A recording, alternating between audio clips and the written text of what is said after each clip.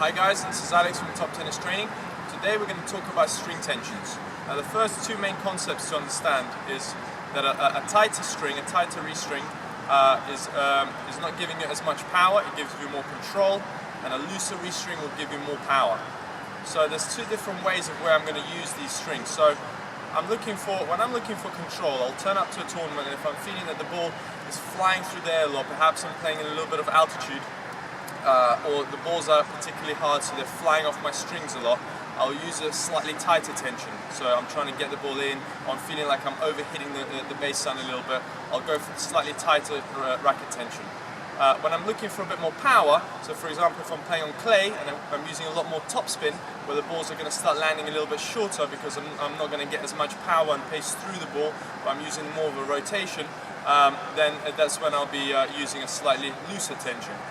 And that's with most of the pros. When they turn up to a tournament, they'll play their practice points, and they'll have a look how they're hitting the ball, and then they'll adjust their strings accordingly. Now I'll always have one racket that's strung a little bit different to the others when I'm playing a match, just in case I'm feeling a little bit unsure when I'm playing, or I want to get a little bit more power because I'm not getting through my opponent.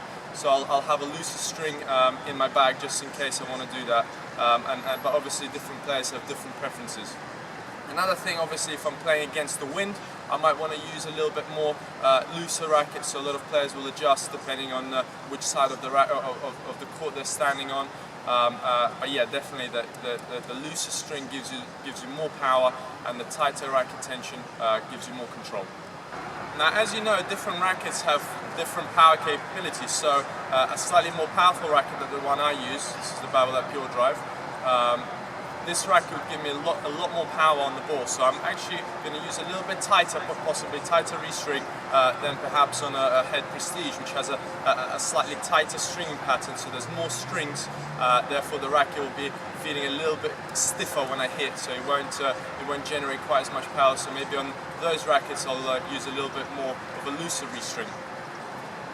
Now, depending on what string you use will also depend the tension that you put into the racket. Now, a stiffer string, such as a polyester string, which doesn't have quite as much spring to it as a natural gut, possibly, or artificial gut, that string is already quite firm, so the ball won't spring off it as much. So I'm going to use a slightly looser restring than one that I'd use on a natural gut string. Now, when myself, I string at 54 pounds, 54, 56 pounds when I play matches. If I was to use a synthetic gut or real gut, I'll possibly go up maybe 10%. So I'd go for maybe 60 pounds, something like that, just to give myself a little bit more of a firmer feel. And something to note with the natural gut is the string itself will stretch throughout the process of the match. So you know, if you string it a little bit tighter, you'll ensure that you'll still have enough of a tension at the end of the match for when you play. But that's why a lot of the pros carry 6 to 8 rackets with them for a match in their bag, because the tension will drop, especially in the heat. So you will need other rackets to get that tension back if you're feeling like the balls are starting to fly out of your racket a little bit. Now, the next thing I'm going to talk about is a string dampener.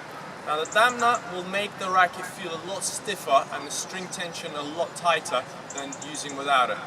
Usually players that want to go for a little bit more power will not use a dampener, because the dampener obviously it dampens the vibrations through the string and the ball doesn't fly off just as much. So a lot of players prefer to play with, some prefer to play without. As I started to get older, I started using a little bit more vibration dampener to save myself from injuries. It stops vibrations going through my arm. But again, when I'm looking for a little bit more power, I will play without a vibration dampener.